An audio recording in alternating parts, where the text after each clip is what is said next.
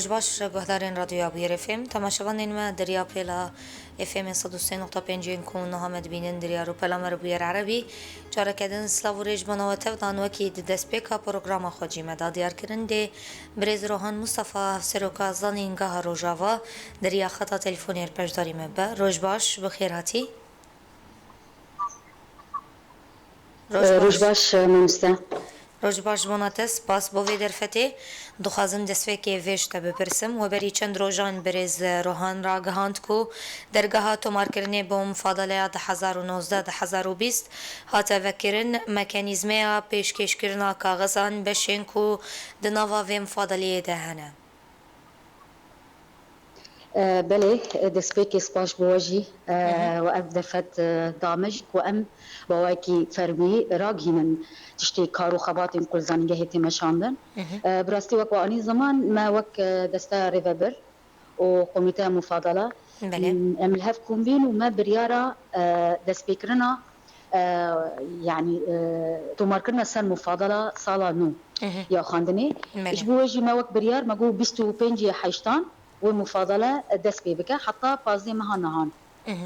يعني براستي يعني وك رسمي شرط ومرجين ما هين رانا غانديه بله لما دست بي وك ديروك را غاند وك خوندكار خو حاضر بكن لغور في دمي وايدي دمي بيش بري مفاضله دست بي بك امي باوايكي فرمي لسر مال فران ل مدياين هي او شرط ومرجين مفاضله حربشي و ازمون كوامي بكن امي حميان راجين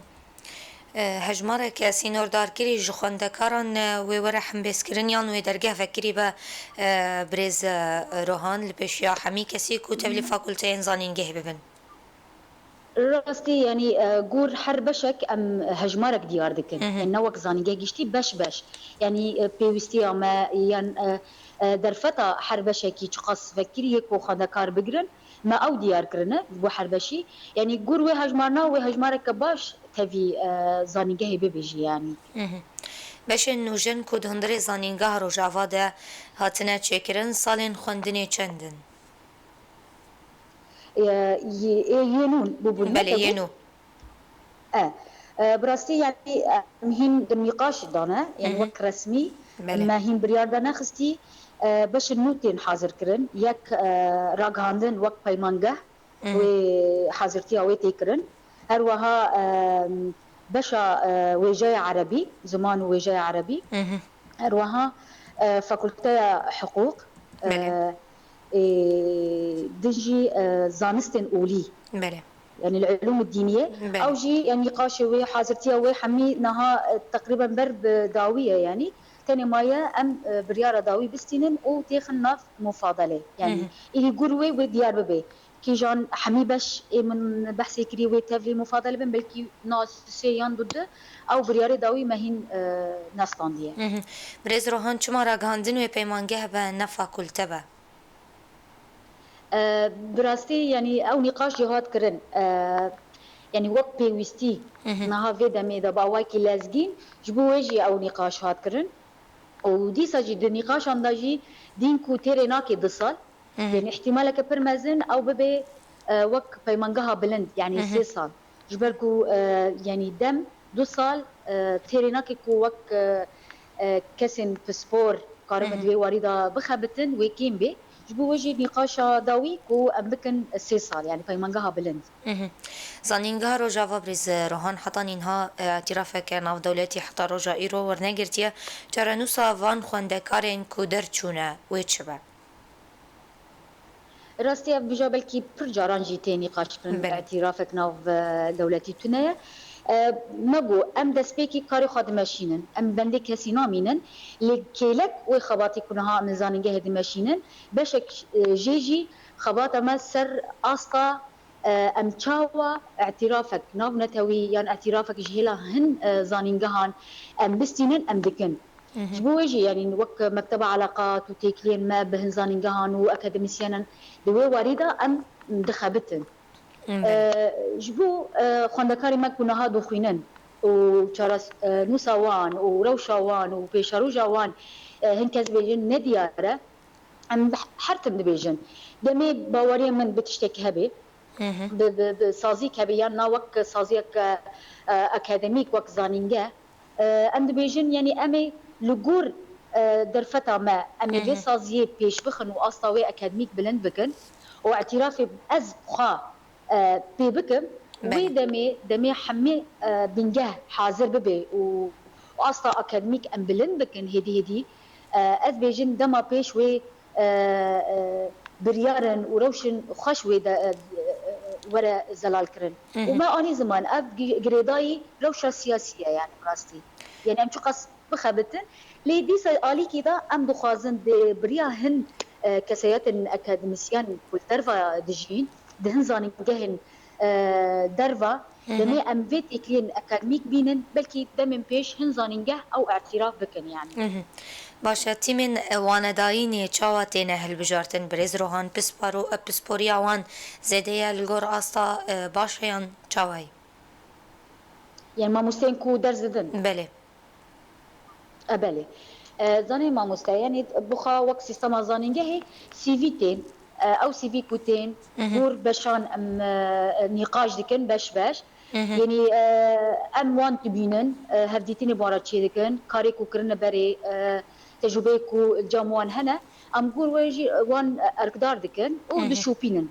ما سيستما زانينجه هيجي وصايا يعني ما مستين ساعات هي وايه كادري زانينجه هيجي هيا او جي جور شرط ومرجان هيا بلكي سدي سد بيجن حمي ما مستين مدى اصلا اكاديميك يا هاري بلندن نا افراستيك يعني براني دكتور وروشنبير الماد روشا شرده يعني بلكي مالي خبردان وچون دروا جبو مالباتي خاب باريزن وروشك وسا دركات كوفالا هيك تشيبو يعني بيوستيا ما بهن اكاديميسيان عند اصلا بلندا هيا دراستي يعني وك زانينجا دكتورن كل زانينجا هنا كيمن اي ماستر كيمن لان ناف هولدان عندنا بدكتورن دروا جام ددنستينن هم نقاشا كو تيكرن كو بلند كرنا اصلا مستين هي او كو كدايه بمرنا جبوره وشاشر نكارين خاننا خبر دوام بكن امنها بروجيك وسجي حاضر دكن كو ام اصلا ما مستي قابلن بكن بله راپورتك چاپ منیه بحثاویه که کرکو روشک نباش دهندره سکن جامعی یا زانینگه ده هیا نوروکا راپورت حتانی چه قصی راسته راستا بلكي ماجي وك ريفابريا زانينجه ما بيانك جي توضيحي ما درخص بله ما خال نخا حمي زلال كرتي دا يعني ماجي قوت يعني كاريك وزانينجه كريه اف دواري اكاديميك دواري اداري دواري بيدا كنا خوغها جو خوندكارن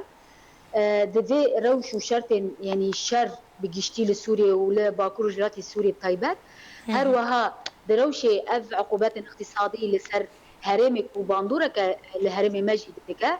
تقول في الشرط ومرجان ما اف درفت فكريش خوندكارن براستي يعني ما قلت اري ام نوبيجن خوجه ما 5 نجوم يعني اللي نكني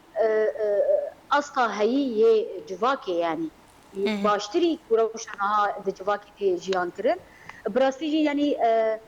تدا وك ما توضيح كرجي يعني اف نرى فورا افرش كرنك حتى ما خالي خاجي اني زمان حفظ خوجه مهنا تاني تشي خوجه تاني قول ام دشوفين وكري فابريا زانينجه راستي تقص مكيف لخوجه مهنا بلكي دو خرابه دبيجن تاني خوج مكيفك تاني هي يعني ما افخال حميد رابور خاجي دياركر براستي يعني رشكرنك نا رابورك كو دفي دمن حساس براستي ما اوجي اني زمان دمن مفاضله دا ام مفاضله خراد جينن ام ريكلام خاد كان جبو خندكار ورن مفاضله دفي دم حساس رابورك وصا براستي يعني ماغو دم بيش اگر باندورك تشي ببي و اف وكاله يعني وي برسياريجي هلدي سرملي خا هفکاریا و برزروهاند ناو برا و زانینگه هندنده هنا سر اصلا هرمی و ناو دولتی؟ وك من هاجي اني زمان وك بيرويا تيكلي انها ام فيك کاری ام باش جین رخصتن دکن و ام برفرح دکن براستی بلکی هفکارین هاتن کرن دوار پراتیک دا یعنی بلکی ما گاون باش ناویدن او جی که ماسی هنج آلی ما او روشین شرگو چیبون هنکی قطبون چیبو لانها باوای کی رخصتن کری ام وی کاری دمشینن بلکی نظام واشوفان جی ما دنوزده تیر مهدا وقت حملك دست فكر بله حمله وقت پیشگیری زانسته و زانینگه ده دمین شر و برخودانی دا ما اف سر مالپارا خا پاروکر و گلک اکادمیسیان دروا بیانی کرد عرب ده همه دولتان مگو کسی که تخوازه تبی و پیشگیری ببه کمپانی ببه و فرمک داگری او فرم جی یعنی هم جمله بلکی هم بیجن ام کارن سمینارم بدن هم بیجن مگو وک چند سمینار خارج مرا ریکن ام داخل مال پری بو اصلا خوندکاری ما پرتوکانی ما زنگی مبه هن کس بیجن ام پرتوکان یعنی کون بکن جبو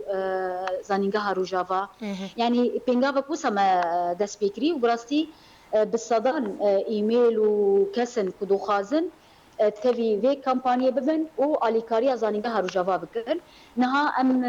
وان ايميلان ام ذكفن نفتي كليان لغور تسبوريا وان ام كار خستن دكن بلكي دمي بيش افكس ورن سيمينار يعني اونلاين سيمينار بدن وك سرپرشتي ميرين جبو بشن ام چاوا باشتر بکن نیرو نخابدن و اوای کارکی وساتی نشاندن تدبیر کو زانینگاه روجاوا ورگرتنه جبو پیواجویا خوندنی دروشا نهاده کو کرونا لهرم بلزو بس بلاو دبا يعني ما او بدمك يعني ما سيستما قناغا دويامين مكر اونلاين يعني جبو روشا هيك ودركاتيه ما دي روشك لحمي دنياي يعني دركاتي بلابونا فيروسا كورونا جبو او بريارة داويجي يعني ايري ببيو خسر كو حظر بي ما سيستما اونلاين بردوام كر بيشتي وما ازمون تشيكرن نافندي للشهبة وحلبة والكوباني والهريمة جزيرة جي اللي كالك نافندا ما ازمون خائية كمين تشيكر بيشتي ازمونا مرج ريفابريجي برسي قوروش باشا يعني نها وحظر نامايا ما قو امي خوندكاري خابينن هم اف مهداوي مايا تشتي كوكي ماسين اونلاين درباس بيه ورن فر تمام بكن وهم بشن براتيكيجي و درسي خا براتيكيجي بستينن وازموني خا دوياميجي لفر بكن وزاتن صالا نوجي دست فيدكي ما وصاري خستنكر ما خوندكاري خا انين مخابن پشتیمانی يعني روشك جودا دركات روشك كو ريفابريا خسر ديسا حاضر دست بيكر اما مجموع بار ما ديسا سيستما اونلاين ما دست بيكر وما خوندكاري خا الجورويجي ما بريخسن كريا يعني خوندكاري خا اي كوباني و اي جزيره ما فقرند المالي تاني خوندكاري شهبه فردمينن او جي الجور شرط و مرجور بريارا ريفابيو خسر امجي وقت زانينجه پابندي بيدكن و خوندكاري ما جوروي ويتا بگرن حتاني چقسي مبيجن و بيواجويا خوندني دري انترنت بردوام بك قالو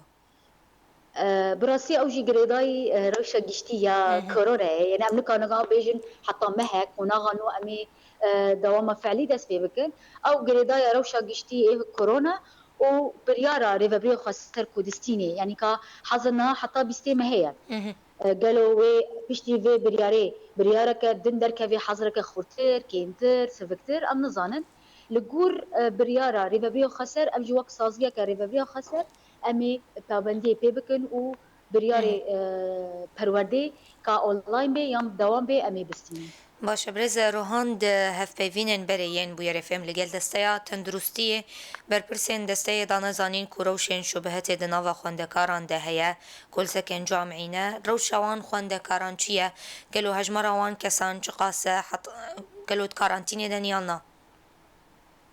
راست وەک مانی زمان پشتی ما خوندەکاری خوا ئانین ویدی هژمارەکە باش خەوگە هێمان مەدیهن خوندەکاری مە تەندروستیەوان نەباشە ji bo ewlehiyê ji bo tenduristiya wan me xweş desta tenduristî werê fehsekî ji wara çêkî têstek bi rastî piştî têst çêkirin yanî guman dihin xewgehan da çêbû divê em bêjin guman yanî heta desta tenduristî wisa got ku em demê gumanekê ji dibînin em çawa tev digerin ku ew nexweşin بو پاراستنا وان و باندور دردور خانه کن ام موسا تفدگرن جبو ویجی کو پیوسته يعني وكري ببريا زانينجه بريار درخيني كو بهفكاريا دستا تندرستي كو خندكاري خاون تيتكن حجري شاردروج راسي جي دستا تندرستي وساكود ماجي خبر دا خندكاري خا لخوجهان ماجو ون شاردروج دمينن دويت شاردروج نادا يعني دستا تندرستي وان دشوبينن تيست جوارا تشيدكن تيستن يعني إذا سبيكنا بي سي آر يعني بله براستي بشتي تستان او روشين كو موجود جمان دردوري وان هذا بشرا نيجاتيف دركات ليتاني دروش دركاتن روشك الخوجها خورطان للقامشلو وهروها ايكاتشكان لهيمو او دور روش دمي دركاتن ما وان جودا خستا حجري يعني دو بله غفاك جودا دمي وان اي كارانتين اي حجري بداوي بو ما فرمي بدسا تندرسي ما خفين كو خندكاري وا ايدي دكارن اش حجري تركفن تاني او حردو خوجهن كو تيداروشن تايبات دركتن او نا امي تيستك داوي تشيكن و امي بريار بستينن بشتي وجي اي كاش كان تيستي داوي تشيكرن او كاتشيكي كو بنا خوشيه بو روشوي برباشه ودي حجر رابو الورجي تاني خورتان جناها بندي دسا تندرستي يعني دو يان ايرو تستي داوي تشيكن او خاندكارجي وج حجري دركبن دخوازم به داوی بکم بریار و تدبیرین کوره و بریا زانینگاه و ور بگیره ده هیا ما قد خیا هاتو چونه و بلاوا ویروسا کرونا لهری من روجاوای کردستانی براستي امجي وقت ما قوتي ام برشاك جفي جواكين ام سازيك السازياري بريو خسرن جبو وجي برياريكو درد كافن ام وق زانينجاجي بابندي بيلكن جبو وجي مهمة خندنا خاكري اونلاين خندكاري ما كل خوجه دمينن وقت ما قوتي مجوارة ديار كريد حزري قشتي هبه ونقول ويت هفدقارن دخوجه هندا باقي كسيتي هم اجشتي خوجه هم يعني خندكار كو تدوي جيكو بهفرا دمينان او تباعد الاجتماعي حرتم ملتزم به ام جوا كريفا بريا زانينجه لجوروي او مفاضله او نها نقاش بو ام دكن ام بور او حضرت قشتي ام التزامي بيدكن سپاس بریز روحان مصطفى هفسرو کازانینگاه روجاوا کت بجداری پروگراما مبو بمینت ناف خیر و خوشیده تمام سپاس بواجي دمباش سپاس گادار و تماشاوانین رادیو ابو یر فم لبندی مبن پشتی و ناوری خلق خال گل و بردوام دکن